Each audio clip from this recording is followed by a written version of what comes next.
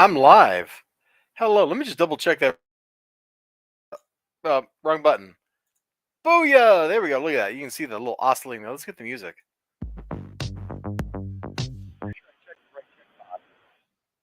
But I'm going to go redo it just in case, because that would be the worst thing possible. Yep. Share tab audio. Let's go, baby. Rise of the Peruta Bar. Indeed. You can check out my unboxing video for that. Got that in the mail yesterday. We're just going to very, very gently just kind of put that up there. There's this really perilous stack of books just off camera that's like threatening to come down here and attack me. Hello, everybody. We are going to start in just a second. For real starts. So, in fact, let me. Oh, do I have a felt tip pen or a marker or something handy? No. All right. Well, that's okay.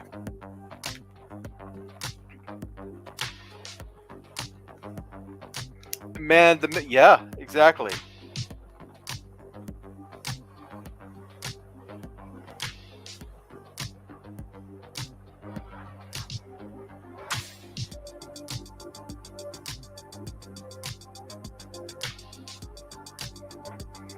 All right, there we go. Very fancy technology, I know. Can't read that. It says starting soon, and we got a timer. So pretend this is ticking down.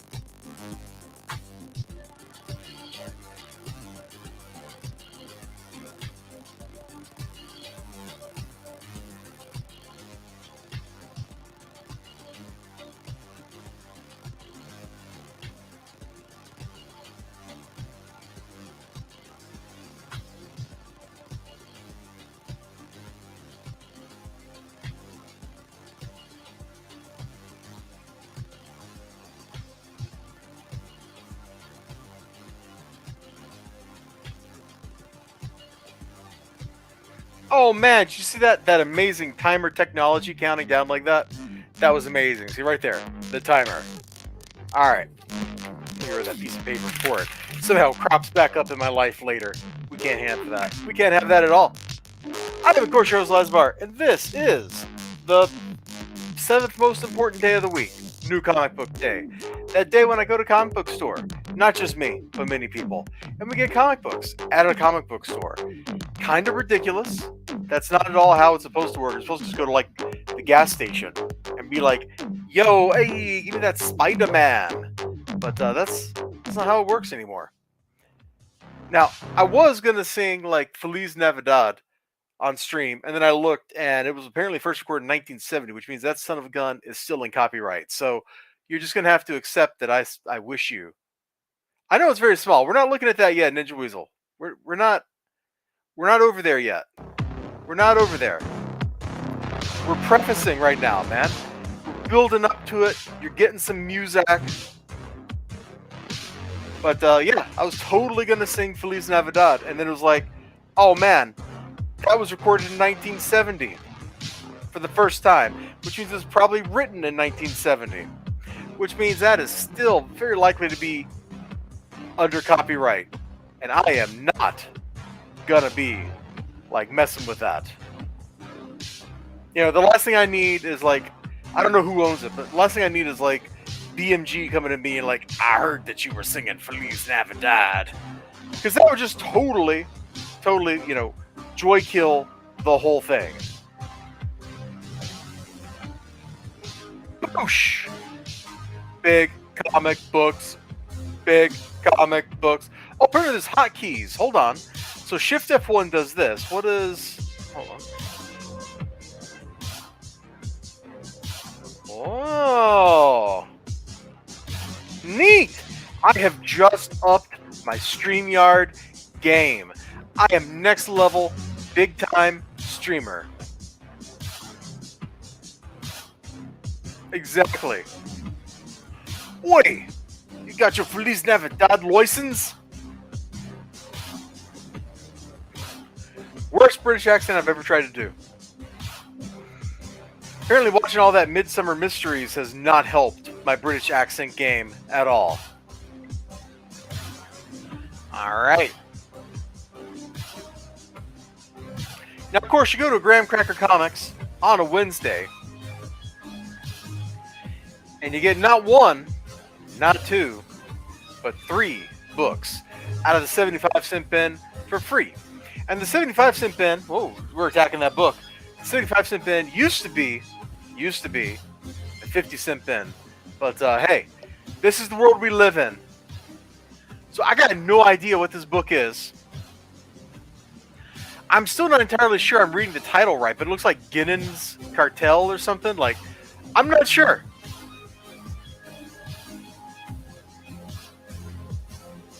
Genius.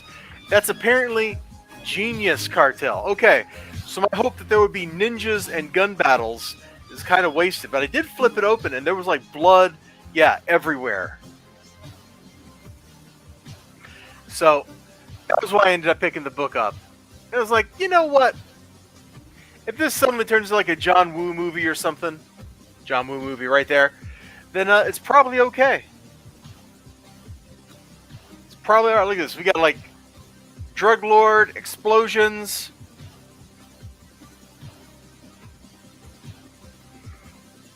One, two, three, four, 5 heads in a duffel bag. That's not quite the movie, but you know, it is what it is.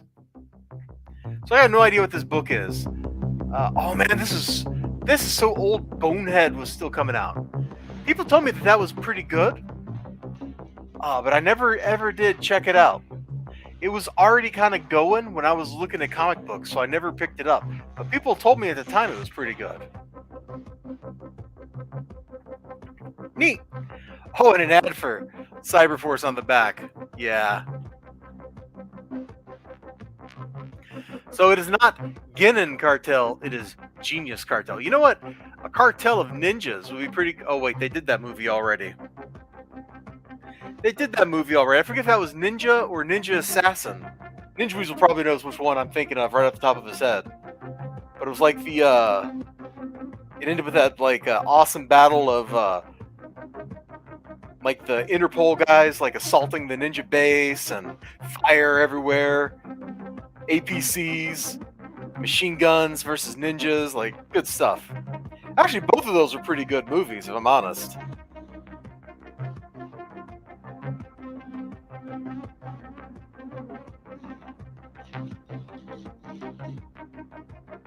That was Ninja Assassin I was thinking of? Okay, see? This guy. But Ninja was also a pretty good movie. They came out around the same time, too. Both were fun movies. Do recommend. Yes. Thumbs up intensifies. Oh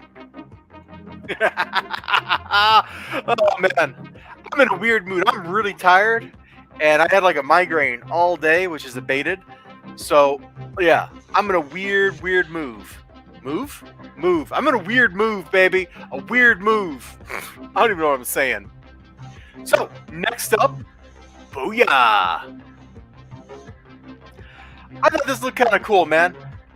I don't know anything about what this book is. I think I've seen this in the Ninja was that the one with Scott Adkins? Yeah, that's the one. Oh my gosh. Hold on, we're pausing the books.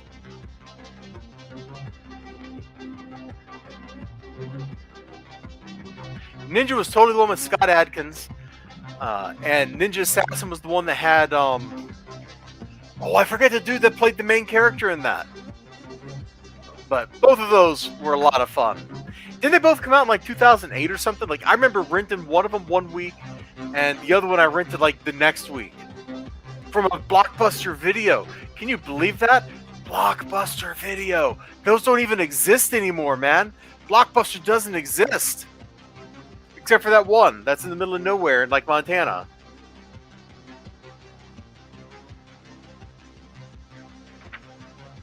Mike Grell, Shaman's Tears, plus Turok, the Dinosaur Hunter. 3-issue miniseries. Oh, that's kind of wild.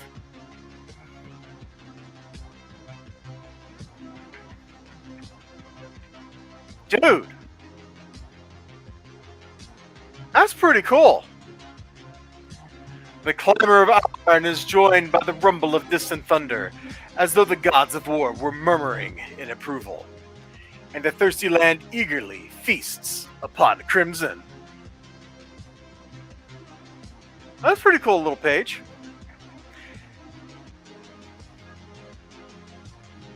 Oh man.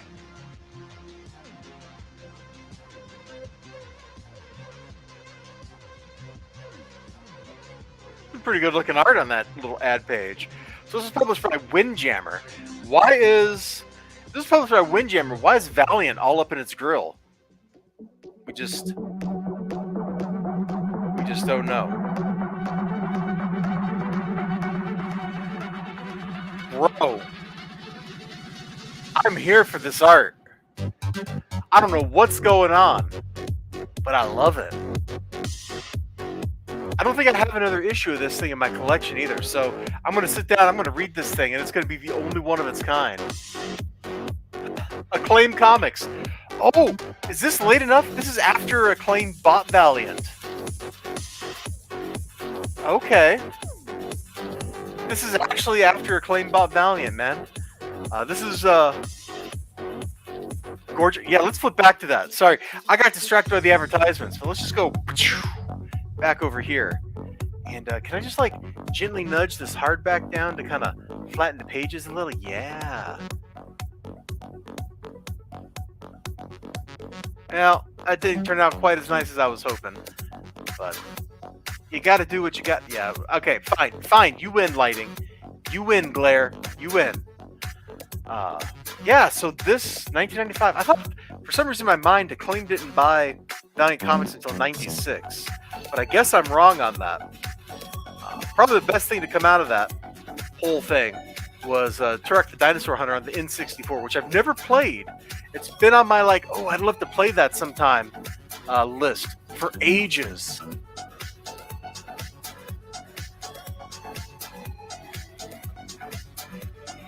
But I got some other books by Mike Grell. Not more of these Star Slayer ones, but I got Shaman's Tears. That's what I got. And I haven't read that either. Maybe I should. Maybe I should.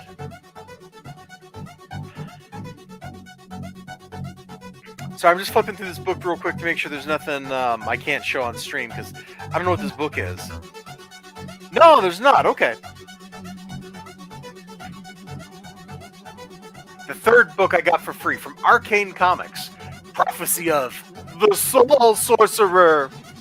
I don't know what kind of crazy name that is, like the Soul Sorcerer, but you know, it's kind of like ripping off like a classic pose. I dig it though. I'm here for it. That's a lot of names on the cover. Issue 3 of 4. Apparently this dude wears this like really cool looking mask down here. Like I'm not sure what that is, but it looks cool.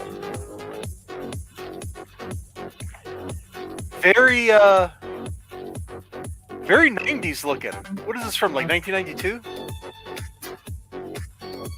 No.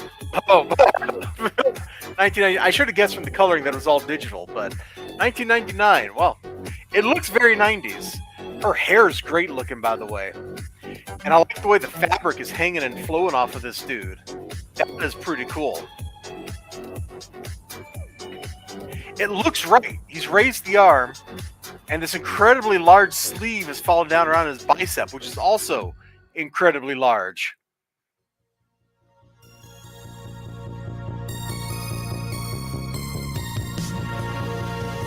Oh, why did we flip sideways?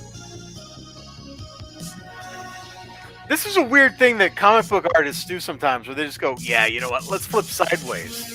Like, I think the first time I ever saw that was in, what X-Men book was that? Fatal Attractions? Didn't they do like a 2-page sideways thing in Fatal Attractions? I don't remember. Oh, look at this dude's mask. It's very cool. It's very, like, kind of modern, but also, like, Egyptian or something. I dig it. That is a dope design. We got, like, somebody dying over here. All kinds of, like, cosmic magic. Oh, I don't know what's going on with this bird. This bird's going crazy. Next month, and there came a hero. So there you go. That was Prophecy of the Soul Sorcerer. Which I guess if you want to know more about it, you can go to soulsorcerer.com. 1999, man. Online advertising was in its infancy back then. Like, nobody was on the internet hard. Like, it was just nerds like me. That's wild. Alright, let's get the book I'm least excited for going here out of the stuff I paid for. Yep. It seems weird to me that a book starring Keanu Reeves, where he's called the Berserker, is the book I'm least excited for. Like, this should just be a book full of him murdering people, and it is nothing of the sort. I make fun of something that's killing the children all the time, but this book, I think, kind of outdoes that. What am I even looking at?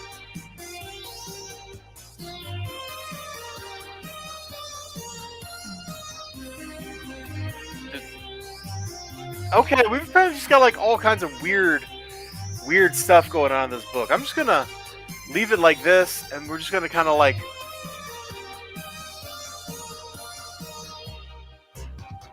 I see, so there's like a giant... Oh yeah, he was like trying to talk to his dad or something in the last issue? I don't even remember, dude. I don't even remember what the bleep was going on in this book. Because this book is not... Oh my gosh, we're getting like so weird. Dude, I just wanted to see Keanu Reeves murder like 27 people. Here we go. See, this is kind of like what I was expecting. I mean, I didn't expect this old dude with glasses to be the one murdering everybody. But, you know, like that's kind of what I think everybody was expecting from the book was let's get some massive carnage going on here. Some carnage, finally. You know, I don't think we've had let's see. Issue 1 had him, like, taking out, like, a convoy of dudes and, like, punching through the windshield of a Humvee and stuff like that. Then, like, issue 7 had him rampaging through the base where he stayed, and then they burned him to a cinder crisp or something. And then they, like, put him in a box underground and crushed him. And then that made him do this. Like, I don't even know what's going on in this book.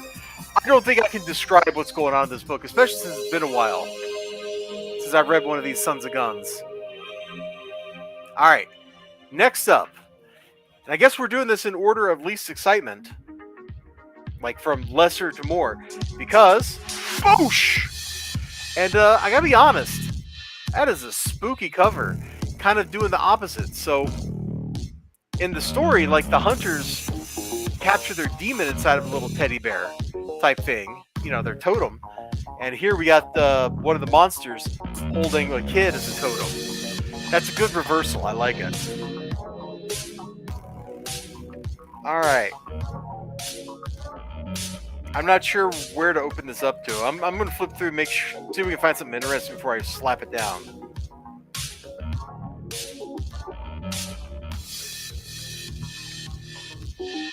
Oh, it's not a little kid as a totem. I forgot. That's the crazy British lady's totem. So we'll see if this issue has more stuff happening in it than some of the previous ones. Yeah, there's that monster, which looks really cool.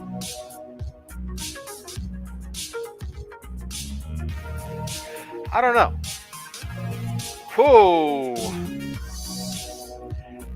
These panels look awful crunchy. They're almost like just looking at roughs, man.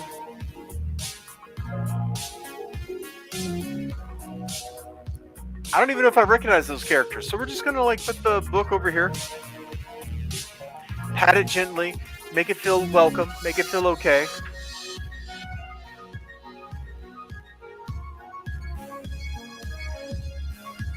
It might happen on camera instead of just off camera, yeah.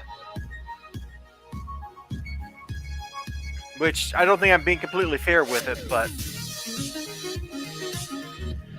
what the blip is Ethereal Dragon post? I don't even know. Why are you posting Joe King's videos on my YouTube? Whatever. I don't even know Joe King, dude. But okay. Have fun there, dude. What's that guy's name? Gatsis or something?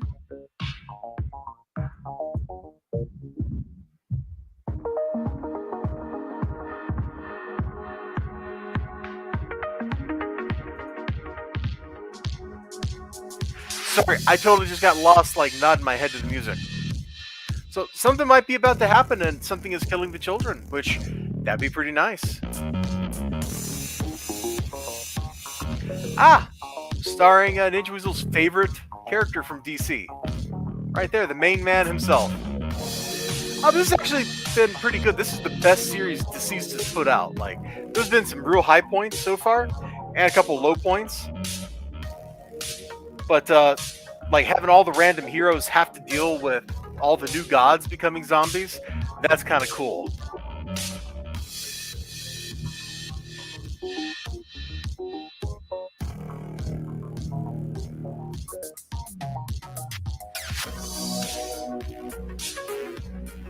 Oh no!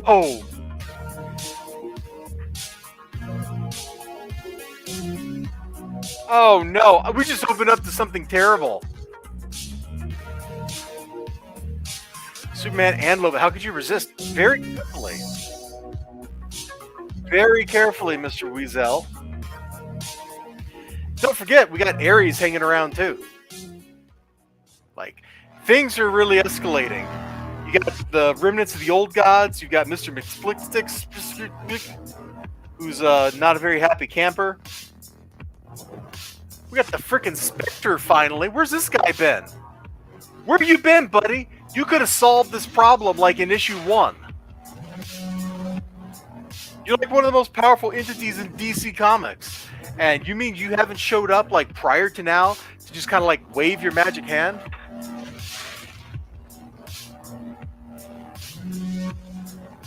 Yeah. You silly man. You silly person. Well, I reckon you're going to like the next book I'm going to put down. I'm pretty sure you're going to like this one.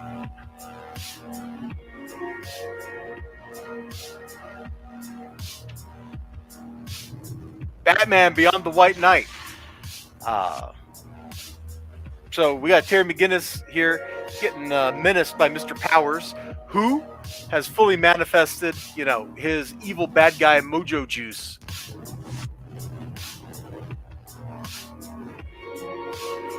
It's like 2 issues ago, I think, is when he got like converted into this dude, and yeah.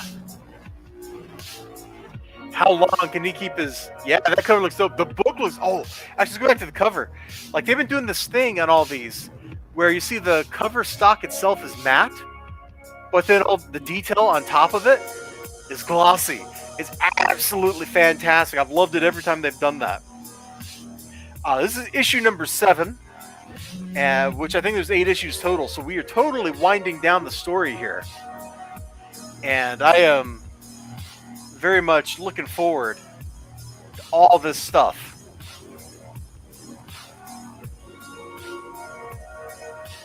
It's going to take me a minute to remember exactly what was going on in this book, but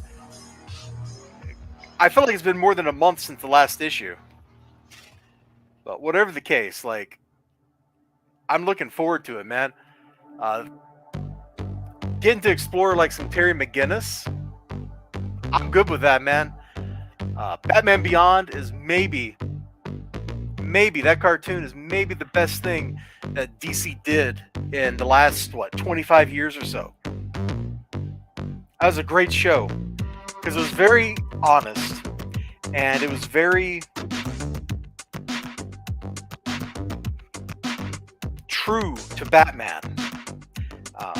Because McGinnis went through a lot of the same stuff that Batman did.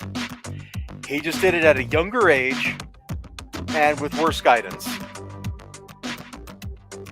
And the Batman Beyond movie, Return of the Joker, is maybe the best Batman movie they ever made. Kind of a toss-up between that and Mask of the Phantasm, I reckon. And yeah, I don't mean like animated Batman movies. I mean Batman movies in general. Tim Burton's Batman movie is like the 3rd best after those. Hot take, probably. There are probably people out there who have never seen that. They're like, what are you talking about? Tim Burton? The guy that makes those silly movies with, like, the scissor hands? No, wait, they wouldn't know that one either. That guy that makes the silly movie with, what's his name? Whipping the cow? Like, yeah. Charlie and the Chocolate Factory. Bro, what are you doing with your life?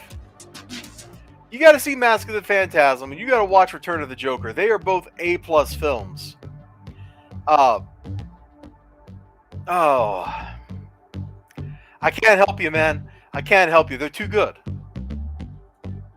I was about to say some more stuff, and it's just going to be me repeating variations of they're both so good. Also, yeah, I did like that meme thing that Mr. Edmund Death put in my chat, or my YouTube, on my Discord. Like, that's pretty funny.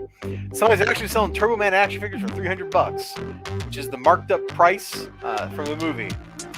So that's funny, man. I've only seen Jingle All the Way through like one time. Maybe I should watch that this year.